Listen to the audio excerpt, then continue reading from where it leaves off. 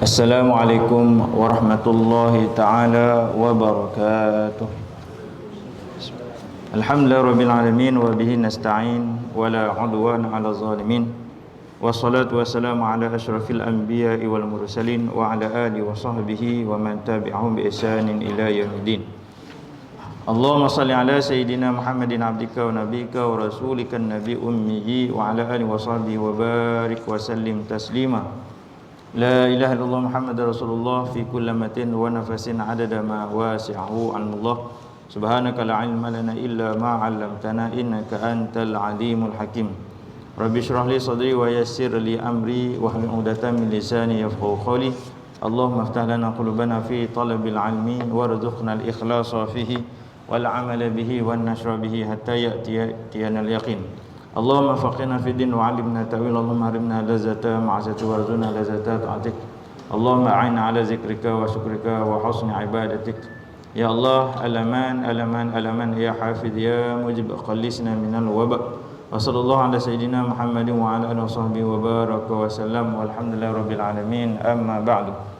Muslimin muslimah hadirin hadirat yang dimuliakan Allah Subhanahu wa taala.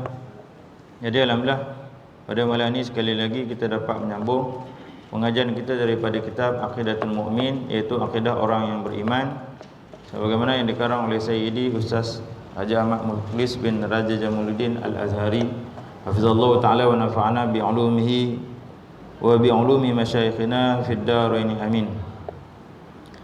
Jadi pada malam ini kita sambung muka surat 83. Masih lagi perkara yang berkaitan dengan perbezaan sifat ketuhanan Allah Subhanahu wa taala dengan sifat kemakhlukan. Jadi pada malam ini kita sambung tentang sifat kalam. Sifat kalam Allah Subhanahu wa taala ataupun sifat perkataan ataupun sifat perkata Allah Subhanahu wa taala. Jadi kalam bagi Allah Ta'ala itu perkataan dalaman secara azali, ataupun disebut kalam nafsi. Jadi kalam Allah SWT itu adalah kalam dalaman secara azali yang disebut sebagai kalam nafsi.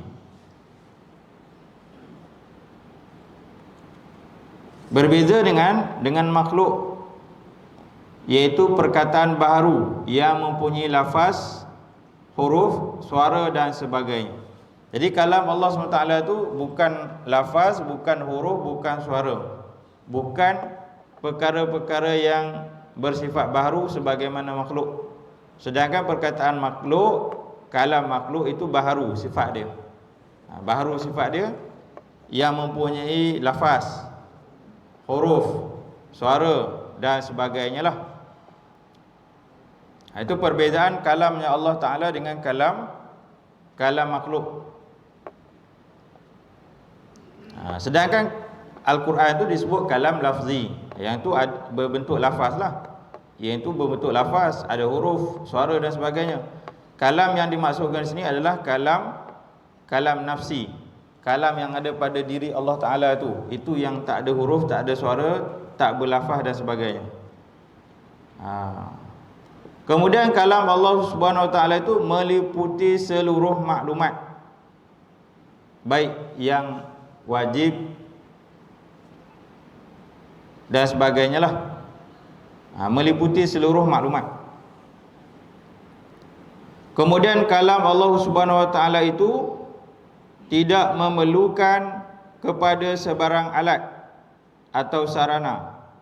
Kalam Allah Ta'ala itu tak memerlukan kepada alat sebagaimana makhluk.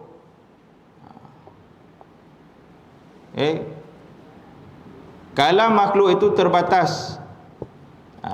Kalau Allah Ta'ala tadi meliputi seluruh maklumat, kalam makhluk itu terbatas, tak meliputi seluruh perkara, seluruh maklumat. Kemudian kalau Allah Ta'ala itu tidak memerlukan kepada sebarang alat. Sedangkan kalam makhluk perlu kepada alat, iaitu seperti lidah, mulut dan rongga. Jadi kalau kita nak cakap, kita kena ada lidah, kena ada mulut, kena ada rongga. Tak ada semua ni tak boleh nak bercakap. Sebab apa? Sebab pembentukan suara kita memerlukan alat-alat inilah. Kena ada bunyi dan sebagainya. Berbeza dengan kalam Allah Subhanahu Wa Taala. Tidak memerlukan sebarang alat, kerana alat itu sendiri adalah makhluk. Alat sendiri adalah makhluk. Kemudian pendengaran dan penglihatan, yakni sifat sama' dan sifat basar Allah Subhanahu Wa Taala. Jadi bagi Allah Subhanahu Wa Taala, perkara-perkara yang didengari dan dilihat tersingkap di sisi Allah Azza wa Jalla tanpa sebarang alat seperti mata, telinga dan sebagainya. Jadi maknanya apa yang berkaitan dengan pendengaran dan penglihatan semuanya tersingkap di sisi Allah Ta'ala tanpa memerlukan sebarang alat. Maknanya Allah Ta'ala melihat bukan dengan alat seperti mata. Allah Ta'ala mendengar bukan memerlukan alat seperti telinga dan sebagainya. Kerana alat-alat itu, telinga, mata dan sebagainya itu adalah sifat makhluk. Sifat makhluk. Berbeza dengan makhluk, apa yang didengar dan dilihat itu disingkapi dengan alat dan memerlukan kepada bantuan seperti cahaya dan sebagainya. Kita nak dengar, kita kena ada telinga baru boleh dengar. Kalau telinga itu tertutup, tak ada lubang telinga, macam mana nak dengar? Kita melihat dengan mata, tak ada mata, macam mana nak melihat? Kita memerlukan kepada alat. Kemudian penglihatan kita, pendengaran kita terbatas. Penglihatan kita, pendengaran kita terbatas. Bagi Allah SWT tidak tertutup oleh sebarang tutupan, tidak dibatasi oleh sebarang batasan. Maknanya Allah Ta'ala mendengar semua perkara didengari oleh Allah SWT, tak terhalang. Tak ada perkara yang menghalang untuk Allah Ta'ala dengar. Begitu juga semua perkara dilihat oleh Allah SWT, tidak ada yang membatasi penglihatan Allah Subhanahu Wa Ta'ala. Karena singkapan yang meliputi seluruh yang wujud. Maknanya penglihatan Allah Ta'ala, pendengaran Allah Ta'ala itu meliputi seluruh yang wujud. Meliputi seluruh yang wujud. Sedangkan pendengaran kita, penglihatan kita itu terbatas, terhad, memerlukan kepada alat dan sebagainya. Itu perbezaan di antara sifat makhluk dan sifat ketuhanan Allah Subhanahu Wa Ta'ala.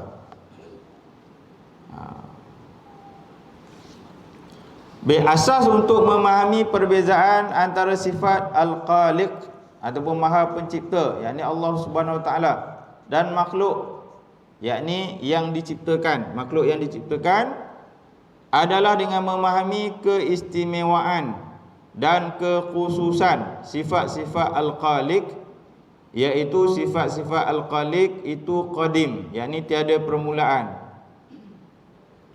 kekal ataupun baqa', tiada kesudahan, menyalahi sebarang kelaziman yang baru, mukhalafatuhu lil hawadis, tidak berhajat kepada sebarang pergantungan dan keesaan ataupun wahdaniyah, ini tidak berbilang-bilang.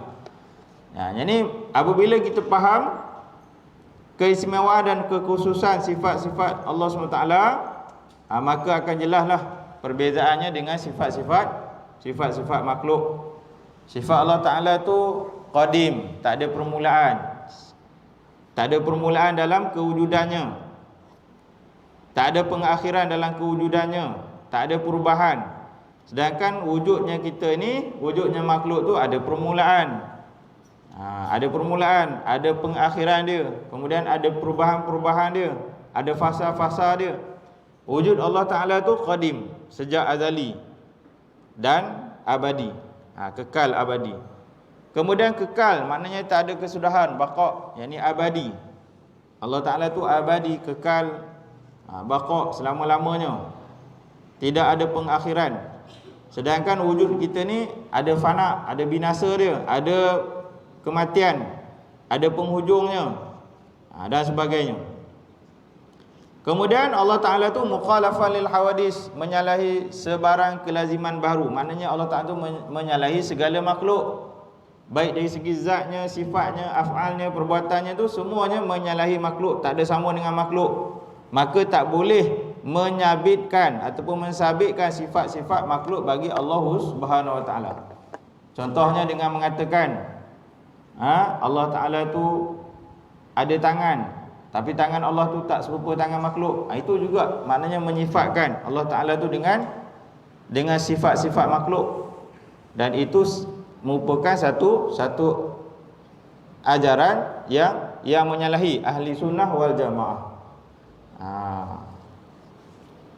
Oleh sebab tu, kenapa ada golongan yang sebut sebagai mujassimah ataupun mujassim ataupun musyabbihah yang menyamakan Allah Ta'ala dengan makhluk tadi? Kerana mereka salah memahami ayat-ayat Quran yang berbentuk mutasyabihat.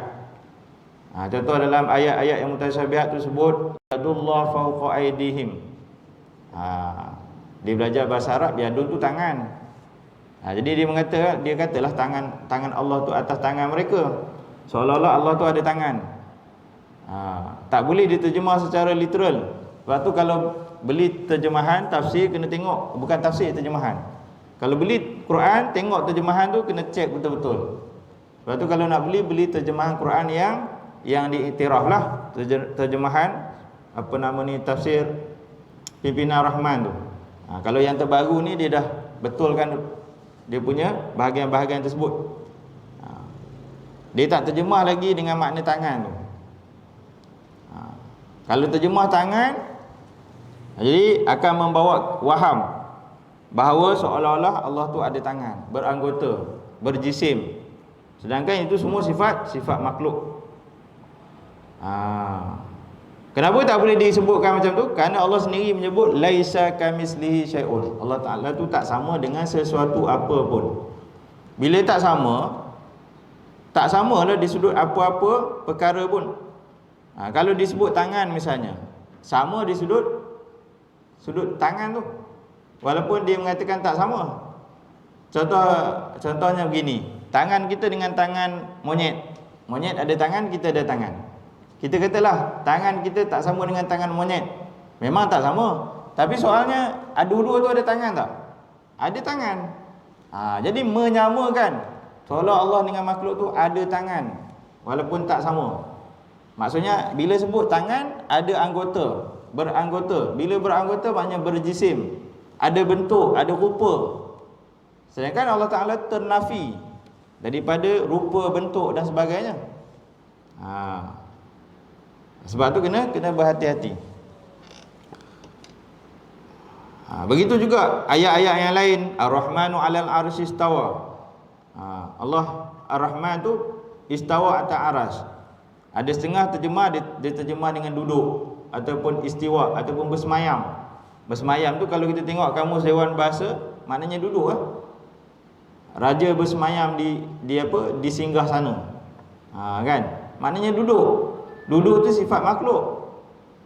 Bila duduk maknanya menempat di satu tempat, ada ruang, bermasa. Sedangkan bermasa, berruang, bertempat itu semua sifat makhluk, bukan sifat Allah Ta'ala. Tak ada kaitan dengan Allah Ta'ala.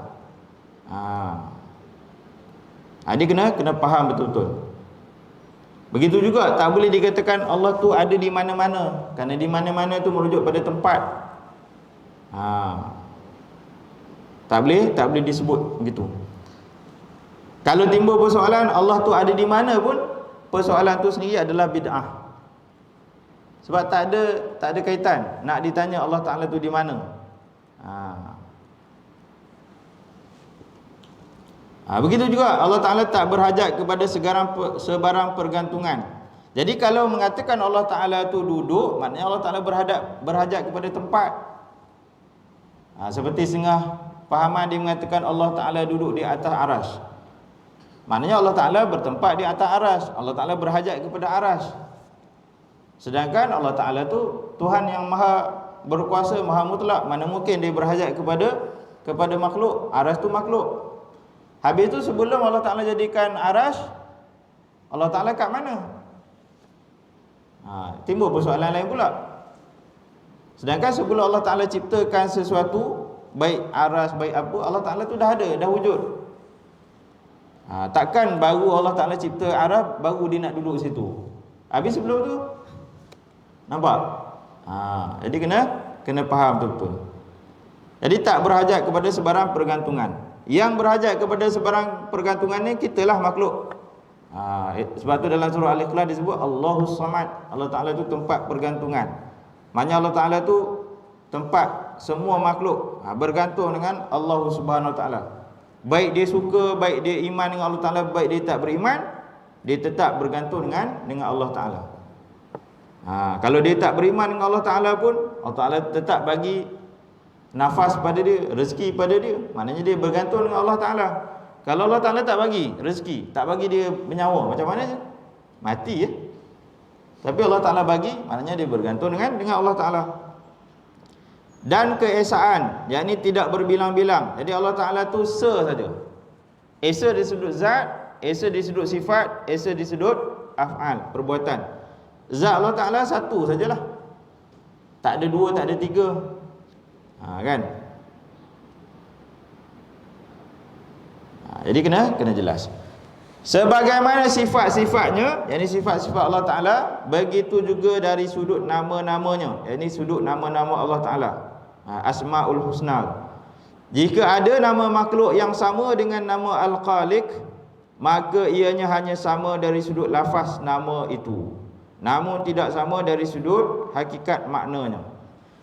Sebab tu kalau guna nama-nama Allah Ta'ala ni, dia kena nisbah kepada Allah Ta'ala. Contohnya dia guna Abdullah, dia sabitkan dengan Allah Ta'ala, hamba Allah. Contohnya sifat Allah, nama Allah Ta'ala Rahim, dia tak boleh letak nama Rahim je, dia kena letak Abdul Rahim. Rahman, dia tak boleh letak nama Rahman je, sebab Rahman tu nama Allah Ta'ala, dia kena letak Abdul Rahman. Dia kena sandarkan kepada Allah Ta'ala. Nama Nabi Muhammad SAW dalam Al-Quran adalah Rahim, maka hakikatnya tidak sama dengan nama Allah Ar-Rahim. Begitulah selainnya. Maknanya di sini dia nak menerangkan bahawa istilah dengan makna tu tak sama. Tapi di segi adab tadi, kita kena letak Abdun tu supaya dapat disandarkan dengan Allah Subhanahu Wa Ta'ala. Ini perbezaan antara sifat makhluk dengan sifat Allah Subhanahu Wa Ta'ala. Kemudian kita masuk kepada nama-nama Allah Azza wa Jalla ataupun Asma'ul Husna. Sebagaimana sifat-sifat Allah Ta'ala, sifat Allah Ta'ala tu tak terhingga, tak terhitung. Maknanya sifat kamalat, kesempurnaan Allah Ta'ala tu tidak terhitung, tak terhingga.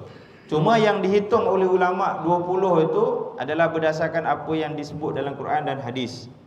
Sedangkan sifat Allah Ta'ala tu bukan hanya ada 20 tu saja.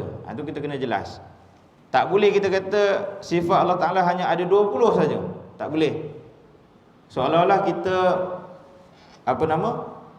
kita menghadkan sifat-sifat Allah Ta'ala. Sifat-sifat Allah Ta'ala ni tak terhingga. Yang wajib kita ketahui hanya 20 saja. Begitu juga dengan nama-nama Allah Ta'ala. Nama-nama Allah Ta'ala ni tak terhingga, tak terhitung. Cuma yang disebut dalam hadis, khususnya dalam hadis lah, ada 99 nama yang disebut dalam hadis. Yang tak disebutkan lagi, yang tak disebut, wallahu a'lam. Maknanya tak boleh nak hadkan nama-nama Allah Ta'ala hanya ada 99 saja. Tak boleh. Kerana nama-nama Allah Ta'ala tu tak terhingga. Kenapa dikatakan begitu? Kerana nama-nama bagi makhluk pun kadang-kadang ada lebih. Contohnya nama singa. Sebahagian kita tahu nama singa ni Asadun sajalah, singa dalam bahasa Arab dia, kan? Sebab bahasa Arab ni dia kaya dengan bahasa berbanding dengan bahasa-bahasa lain. Nama bagi singa saja ada 300 nama panggilan bagi nama singa tu. Selain daripada Asadun, dia ada nama-nama lain. Bahkan setengah kitab dia sebut ada 500 nama bagi singa saja. Dia ada nama-nama lain panggilan. Jadi takkanlah nama Allah Ta'ala hanya ada 99, hanya 99 saja. Maksudnya tak terhingga. Begitu juga nama Nabi SAW ataupun panggilan bagi Nabi SAW tu. Ulama tulis ada 201 nama. Bahkan sebahagian kita ada tulis ada 200 nama bagi nama Nabi SAW. Sebahagian lagi sebut ada 1000 nama bagi Nabi SAW. Sama ada nama tu disebut dalam Quran, disebut dalam kitab-kitab Taurat, Zabur, Injil dan sebagainya. Okay. Jadi maknanya kita faham nama bagi Allah Ta'ala tu bukan hanya 99. 99 tu apa yang disebut dalam hadis, disebut dalam Quran. Okay. Nama-nama Allah Azza wa Jalla adalah nama-nama yang Allah Azza wa Jalla namakan zatnya dengan nama-nama tersebut secara qadim. Jadi nama-nama yang disebutkan ini adalah nama-nama yang Allah Ta'ala sendiri sebutkan. Nama-namanya sama ada dalam Quran dan dalam hadis dan sebagainya secara qadim. Secara qadim maknanya bersifat qadim yang menunjukkan kepada kesempurnaan zat. Ini kesempurnaan zat Allah Ta'ala. Jadi nama Allah Ta'ala itu termasuklah Allah. Allah tu nama bagi zat Tuhan yang kita sembah. Allah tu sendiri adalah nama. Sifat-sifat, sifat-sifat dan perbuatan-perbuatannya. Jadi maknanya nama Allah ni menunjuk kepada sifat kesempurnaan zatnya, zat Allah Ta'ala, sifat-sifat Allah dan perbuatan-perbuatan Allah Ta'ala.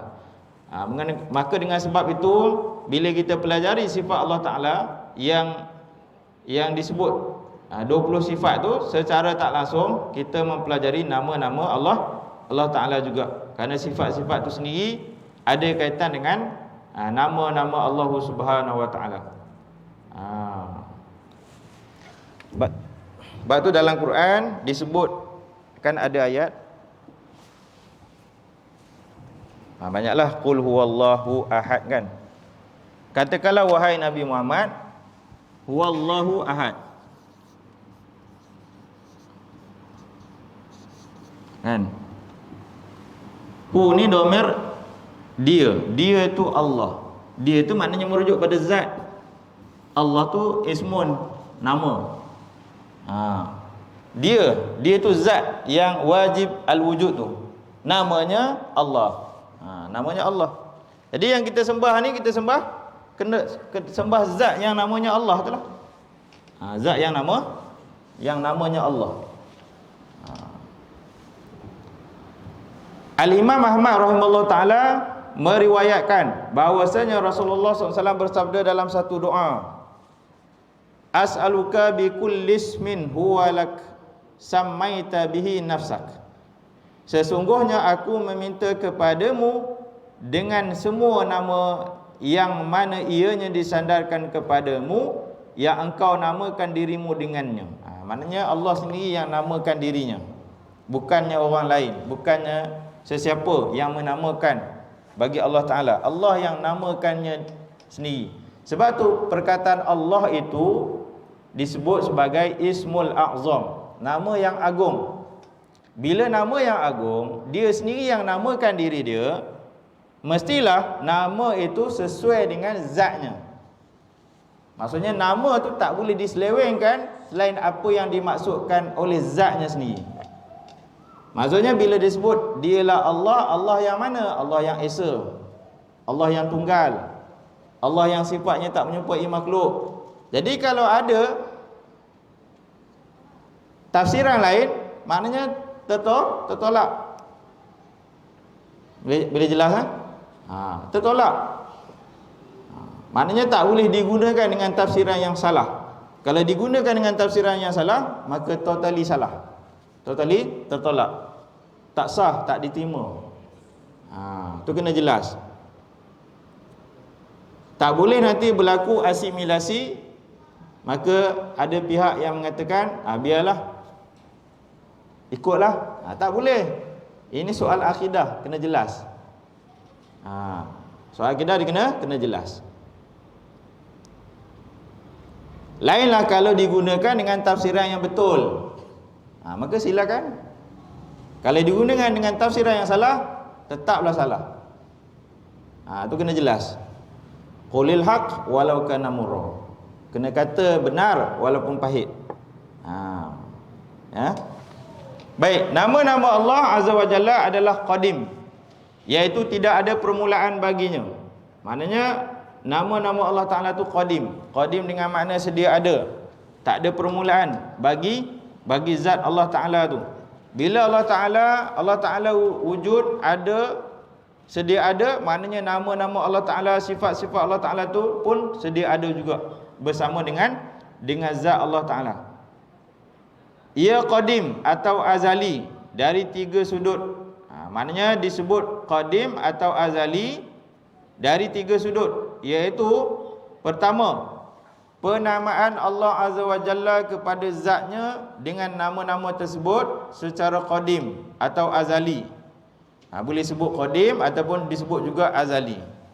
Ataupun kita faham dengan makna sedia ada lah, sedia ada, tak ada permulaan. Itu maksud Qadim, itu maksud Azali. Itu yang kita duk sebut sejak azali tu, iaitu Allah Azza wa Jalla menamakan dirinya sejak azali. Maknanya sejak azali lagi Allah Ta'ala menamakan dirinya dengan nama-nama tersebutlah. Yang kedua, nama-nama Allah Azza wa Jalla itu Qadim atau Azali pada ilmu Allah Azza wa Jalla yang Qadim. Maknanya dari sudut ilmu Allah Ta'ala sudah termaklum nama-nama Allah Ta'ala tu sejak Qadim lagi, sejak azali lagi. Kita baru tahu ni sebab diutuskan Nabi yang menyampaikan risalahnya, maka kita tahulah zat yang kita sembah tu namanya Allah. Kalau tak ada Nabi yang memaklumkan kepada kita bahawa zat yang kita sembah tu namanya Allah, maka kita pun tak tahu. Kita pun tak tahu. Okay, yang ketiga, madlul. Madlul ni maknanya makna-makna bagi nama-nama Allah itu juga Qadim atau Azali. Maksudnya lafaz nama Allah Ta'ala itu, maksudnya dan sebagainya itu adalah Azali, adalah Qadim. Tak boleh dimaksudkan dengan maksud-maksud yang lain, kerana maksud-maksudnya itu telah dengan sendirinya dimaksudkan oleh Allah Azza wa Jalla.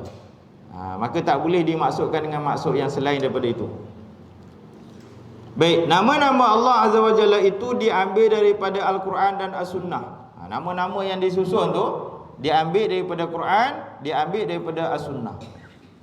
Maknanya berdasarkan dalil yang qat'iyah, yang yakiniyat. Maknanya kalau siapa tolak, contohnya dia tolak satu nama daripada nama Allah, dia tak terima, boleh jatuh murtad.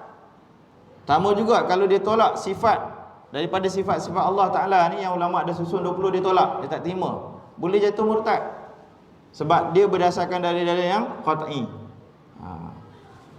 Antara nama-nama Allah Azza wa Jalla ialah, sebab tu dia sebut antara.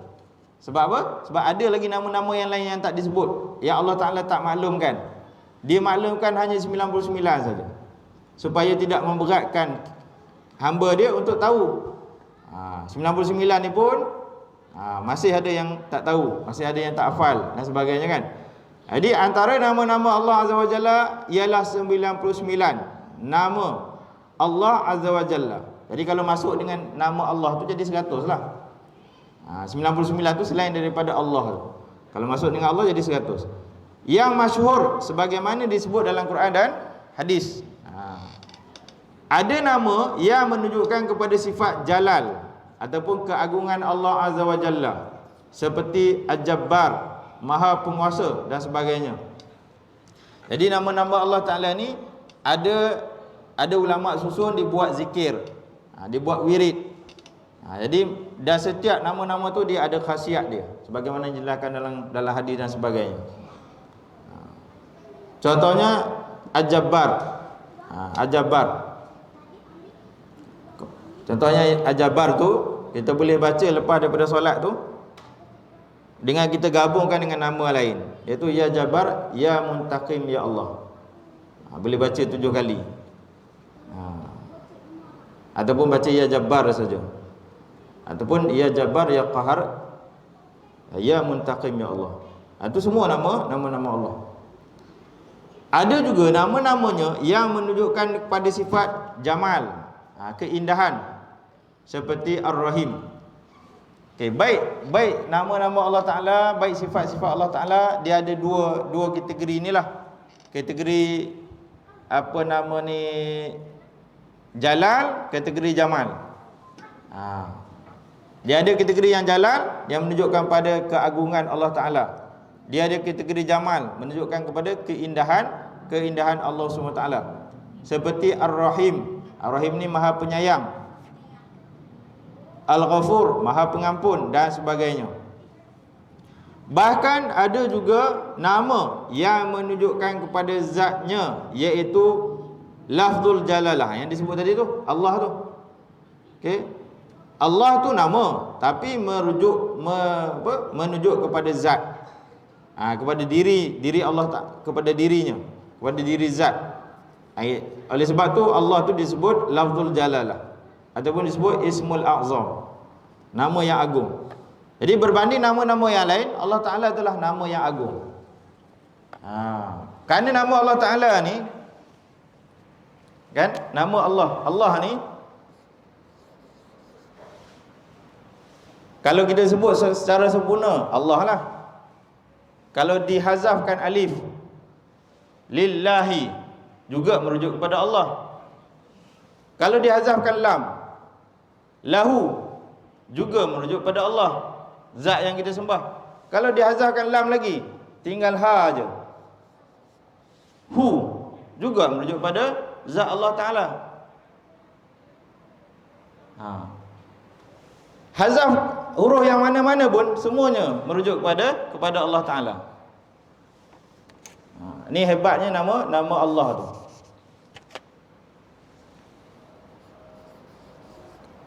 Kalau dihazafkan lam ni, dua lam, tinggal alif dengan ha, jadi je, tetap merujuk pada Allah Ta'ala juga. Jadi nak katakan nama Allah Ta'ala ni, potonglah macam mana pun, tetap dia merujuk kepada Allah Ta'ala. Ini zat yang kita sembah tu lah. Semua tu ada dalil-dalilnya dalam Al-Quran.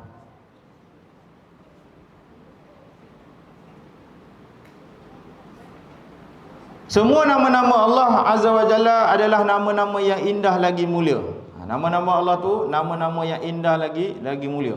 Sebab dia disebut Asmaul Husna. Nama-nama yang indah. Namun ada nama-namanya yang disebut sebagai nama yang teragung ataupun Ismul A'zam. Antara pendapat ulama mengenai nama tersebut adalah Allah. Jadi Allah tu lafaz Ismul A'zam ataupun lafzul jalalah. Begitu juga Ar-Rahman.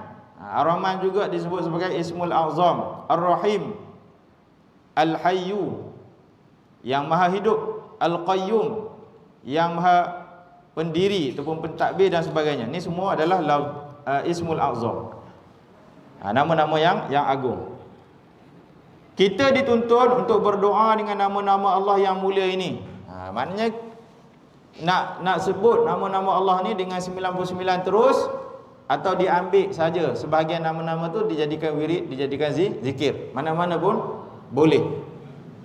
Sebagaimana dalam firman Allah Ta'ala sendiri yang sebut dalam surah Al-A'raf, walillahil asma'ul husna fad'uhu biha. Dan Allah Ta'ala tu mempunyai nama-nama yang baik ataupun nama-nama yang mulia, yang indah. Fad'uhu biha, maka serulah dan berdoalah kepadanya dengan menyebut nama-nama itu. Maknanya nak sebut mana-mana pun terpulang. Nak sebut ya Allah, ya Allah, ya Allah, boleh. Ya Rahim, ya Rahim, ya Rahim. Ya Jabbar, ya Jabbar, ya Jabbar, boleh berlaku. Lepas tu kadang-kadang dalam selingan doa tu kan dia ada sebut ya Allah, ya Rahim, ya Rahman, ya Jalal dan sebagainya. Boleh. Nak sebut sebahagian ataupun semuanya sekaligus. Kita juga dituntut untuk berzikir dengan nama-nama Allah Azza wa Jalla dan menghayati makna-maknanya. Maknanya bukan mesti zikir tu dengan kalimat Allah saja, boleh dengan kalimat-kalimat lain. Sayyidina Bilal ketika mana dihempap dengan batu kan oleh kafir Quraisy. Apa yang Sayyidina Bilal sebut? Ahad. Ahad. Kan tadi kan ayat surah Al-Ikhlas, qul huwallahu ahad. Katakanlah bahawa dia yang Allah Taala tu ahad. Jadi Sayyidina Bilal ambil kataan ahad tu. Dulu ada isu zikir dengan kalimat huwa saja. Hu, boleh tak? Tu dalil dia. Tu dah dalil dia, antara dalil dia. Nak zikir hu, tak ada masalah. Nak zikir huwa, boleh. Tapi orang awam tak boleh nak zikir terus macam tu. Dia ada peringkat dia. Yang masalahnya orang awam dia terus naik zikir macam tu. Sedangkan zikir yang biasa ni dia pun tak lepas lagi. Zikir tahlil la ilallah pun baru berapa ribu je zikir. Itu pun waktu buat majlis tahlil. Kalau tak buat majlis tahlil memang tak ada lah. Tak adalah nak zikir la ilaha illallah tu. Kan? Jadi jangan terus-terus naik pada yang lebih tinggi. Tapi nak katakan ada dalil. Contoh ada dalil itulah. Sayyidina Bilal ketika mana dia sebut ahad, siapa ajar dia? Ya, ambil daripada ayat tu dah, surah Al-Ikhlas. Dia sebut ahad. Kenapa dia sebut Allah? Maknanya apa? Maknanya boleh nak sebut mana-mana, asalkan tak menyalahi Al-Quran dan hadis. Ada dalil dia. Sehingga dapat membawa kepada ketenangan dalam jiwa hamba. Maknanya zikir nama-nama Allah tu untuk dapat ketenangan. Untuk menguatkan pergantungan kita dengan Allah Ta'ala. Dan hamba itu dapat berakhlak dengan akhlak-akhlak mulia yang difahami daripada makna nama-namanya yang maha mulia. Maknanya bila kita contohnya kita zikir Ya Rahim, maknanya kita menghayati sifat pengasih penyayangnya Allah Subhanahu Wa Ta'ala. Dan mudah-mudahan dengan zikir itu menjadikan kita orang yang pengasih, orang yang penyayang, bukan orang yang bengis dan sebagainya. Begitu juga nama-nama Allah Ta'ala yang lain.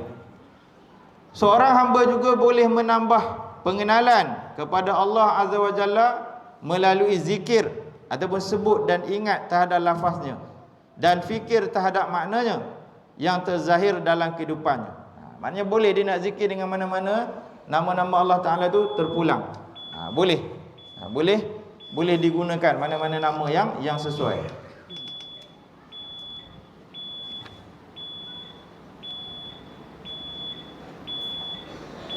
Kita berhenti dulu sini lah.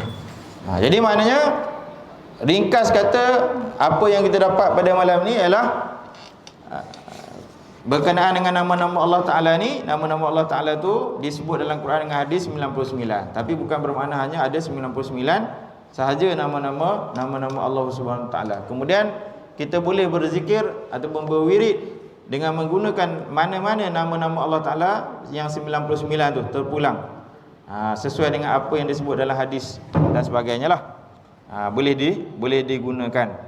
Sama ada selingan doa ke ataupun sebagai zikir ataupun wirid selepas solat ataupun lain-lain pada waktu pun boleh digunakan. Dengan syarat kita fahamlah maksud dia, kita menghayati maksud dia. Sama ada nak tambah lafaz ya ataupun tidak terpulang. Contohnya nak sebut ya Allah ataupun nak sebut Allah saja terpulang. Boleh berlakulah asalkan tak menyalahi daripada nas-nas secara umum sebagaimana disebut dalam Quran ataupun daripada hadis. Jadi sekadar itu saja yang dapat disampaikan pada malam ini. Yang baik itu datangnya daripada Allah Subhanahu Wa Taala, yang lemah kurang itu daripada diri saya sendiri. Mohon maaf salah silap dan sebagainya. Jadi mudah-mudahan kita sentiasa istiqamah untuk kita belajar, menambah ilmu pengetahuan, mendalami khususnya yang berkaitan dengan tauhid, kerana ia sangat berkait rapat dengan keimanan kita terhadap Allah Subhanahu Wa Taala. Dan mudah-mudahan juga kita terhindar daripada ajaran-ajaran yang salah ataupun ajaran-ajaran yang sesat. Sekarang ni dah keluar perkeliling daripada Jaiz, kan? Ada dapat kan? Ada dapat perkeliling daripada Jaiz. Berhati-hati kalau ada orang nak edarkan satu kitab ataupun buku terjemahan bahasa Melayu dengan bahasa Inggeris yang disebut tu Suhuf Ibrahim. Dia nama di apa kulit buku tu ditulis suhuf Ibrahim. Ataupun dia sebut agama Ibrahim. Millah Ibrahim. Millah Ibrahim. Kena hati-hatilah.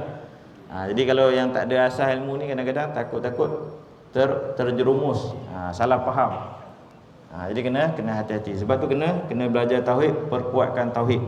Itulah benteng kita di akhir zaman. Jadi sekadar itu saja, wallahu a'lamu bissawab, wa ilaihi marji'ul ma'ab, wa billahi taufiq wa hidayah. Wassalamualaikum warahmatullahi taala wabarakatuh.